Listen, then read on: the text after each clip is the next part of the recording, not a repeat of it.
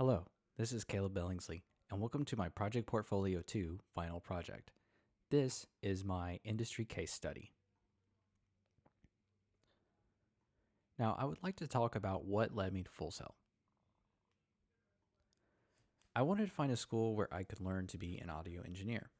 Where I lived, I had limited options to find a school setting that would allow me to achieve this goal. I had a family friend introduce me to Full Sail. Its online program was perfect for where I was at life. I made a phone call that day and I was enrolled.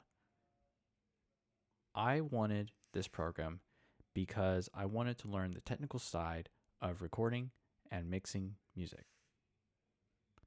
And this is what leads to my dream career. My dream career is of audio engineering. And why did I choose audio engineering as my dream career?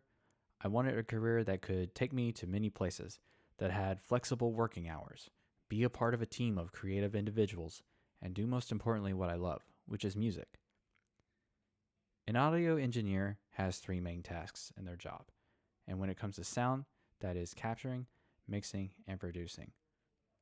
Depending on the setting the audio engineer is working in, capturing sound can be anything between recording in a studio or setting up microphones in a live venue.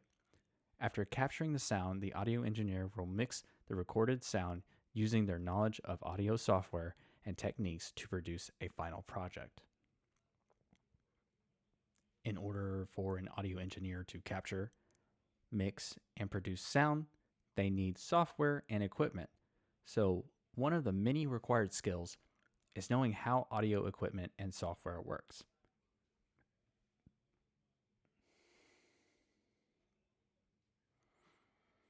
Depending on the project, a background knowledge of music can be beneficial to mixing and producing sound.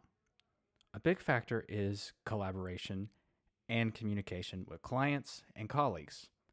In order to complete projects, meet deadlines, and facilitate a relationship with clients, there needs to be open communication and willingness to accommodate changes throughout the project. This can also be extended to working with team members. Now, I picked two careers that would fall into my dream career, and that is recording engineer and music editor. The two careers I chose. So I chose recording engineer because it lies in the field of music industry, and this is the area I mainly want to work in. I picked music editor, which lies outside of the music field and stems from film and TV, which I thought would be a very good way to pivot into if the music industry does not work for me. Here are the description about what the recording engineer and the music editor do.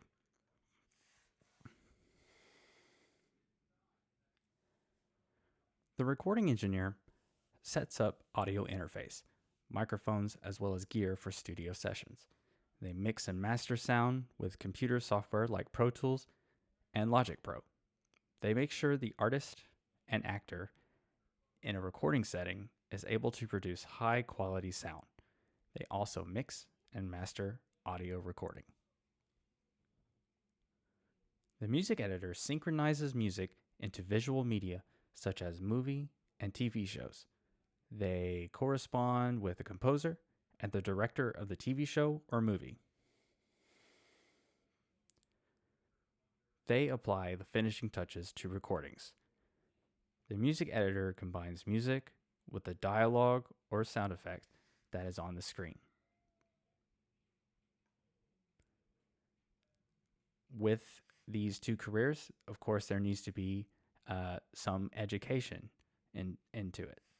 So, recording engineer requires a bachelor's degree, a degree of music theory, or sound engineering. One could attend vocational school, which can bring hands-on experience. Certifications like the Certified Audio Engineer, CEA, and Commercial Audio Technician, CAT, is technically not needed, but can give a head start in the career. Music editor requires a strong background in music, whether that be theory, composition, and editing audio. It also helps to build a portfolio in school, displaying projects as a music editor.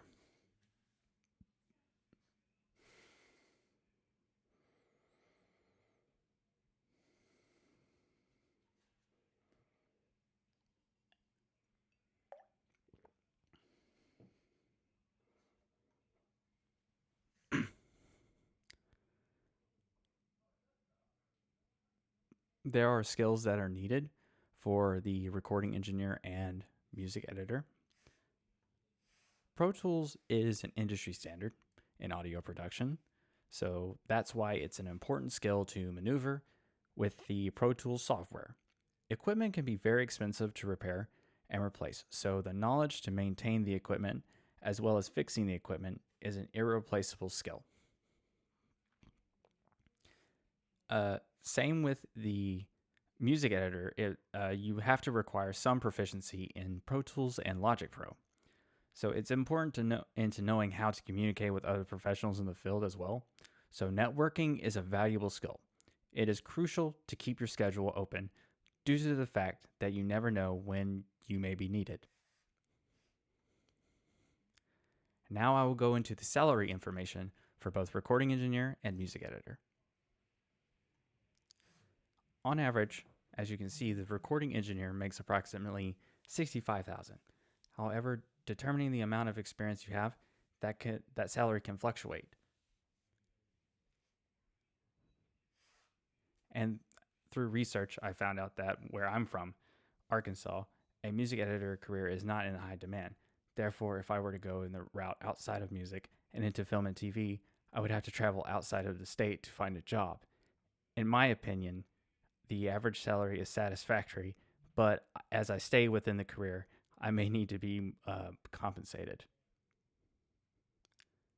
So now, for the final portion of the project, I would like to talk about two people that share the same works in recording engineer and music editor.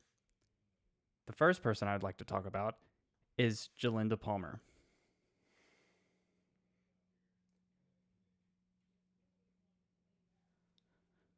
What interested me about Jalinda's work was her background in music that allowed her to blossom in her career.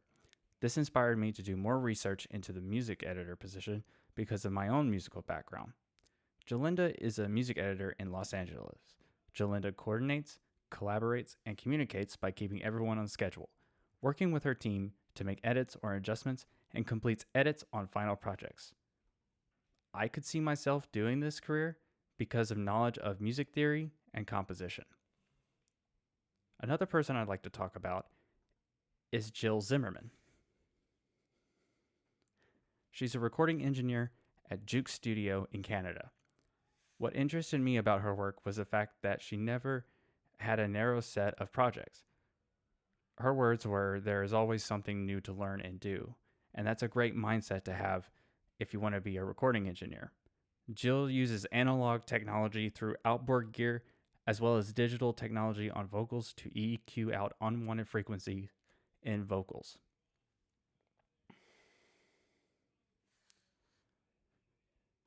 I can see myself doing this task by using digital software like Pro Tools to EQ vocals. The skills that I've learned so far, such as being proficient in digital audio workstations, obtaining a basic knowledge of live recordings, and adaptability to change on the spot, could be transferred into her position. And the last thing I want to talk about or share with you is the reference list that I've done for the research.